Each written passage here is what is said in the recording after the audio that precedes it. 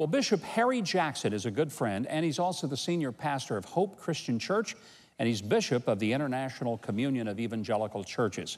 He's also a member of President Trump's Evangelical Advisory Board. He joined us in studio recently to share his passion for spiritual education in America and for healing racial divisions. Good to see you. Great to see you, Bishop. Thanks for being here. Thank you for having me. And Bishop, you just came from a meeting at the White House with some members of the Religious Advisory Committee. When you meet with the president, what do you say to him? Well, we talk about a number of issues, religious liberties. We've talked about the race problems in America. We've talked about, he's a man of action.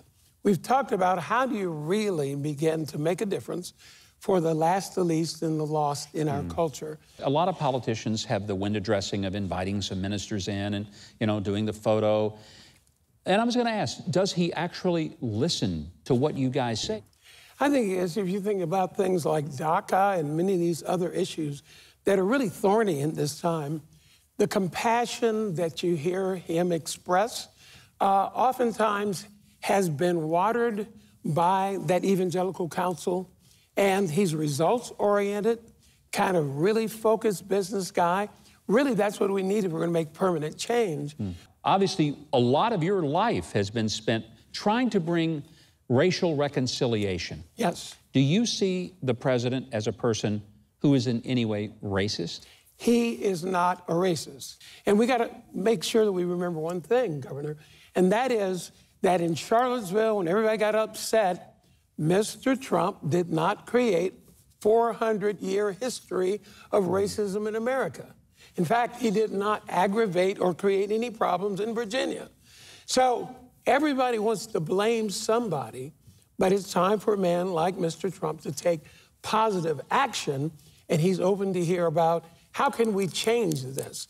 And that's the challenge he brings to people of faith. Criminal justice reform in this country. We incarcerate so many people. Yes. And as my prison director, when I was governor, used to say, I thought it was a brilliant quote, and I quote him often, he would say, we're locking up a lot of people that we're mad at rather than the ones we're afraid of. And I thought that summed up part of our problem. We've got a lot of people in prison that's not the best place for them. I believe that we can help.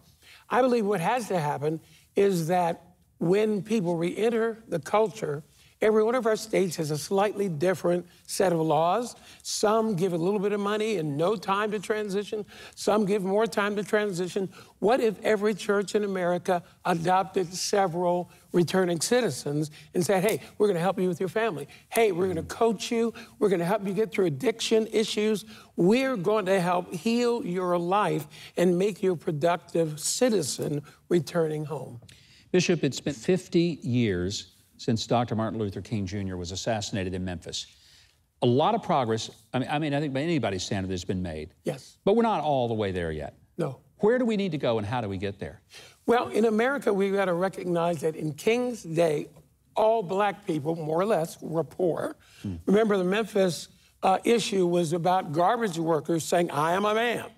But now we've got black billionaires, we've got all kinds of stratification in the community.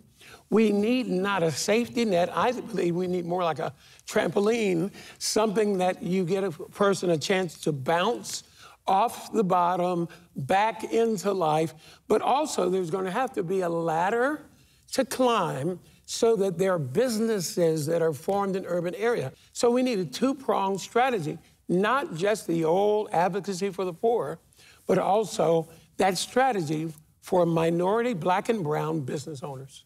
I love what you said. It's not a safety net, but a trampoline. Yeah. So it's not something people fall into and they're just preserved from disaster. They get, and I love this, I never heard this before, a bounce to go to the next opportunity. Another dear mutual friend of ours is Dr. Ben Carson. Yes. And I know that he has also shared some powerful ideas for social reform and economic empowerment. But I interviewed Ben a few years ago, and he talked about the night that he came to the end of himself. He said, God, you be the neurosurgeon, I'll just be the hands. And then all of a sudden, he got ideas to do operations that had never been done before.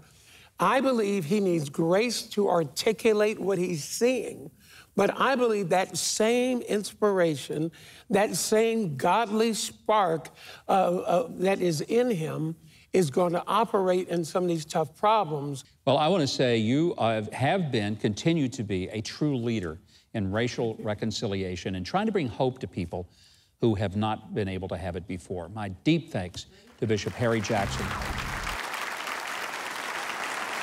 Well, my thanks to Bishop Harry Jackson in his efforts to grow unity among all races and genders in Christ. If you want to learn more about his very important work, visit @HarryR.Jackson Jr., and that's on Facebook or Twitter. You can also find him on the web at thehopeconnection.org.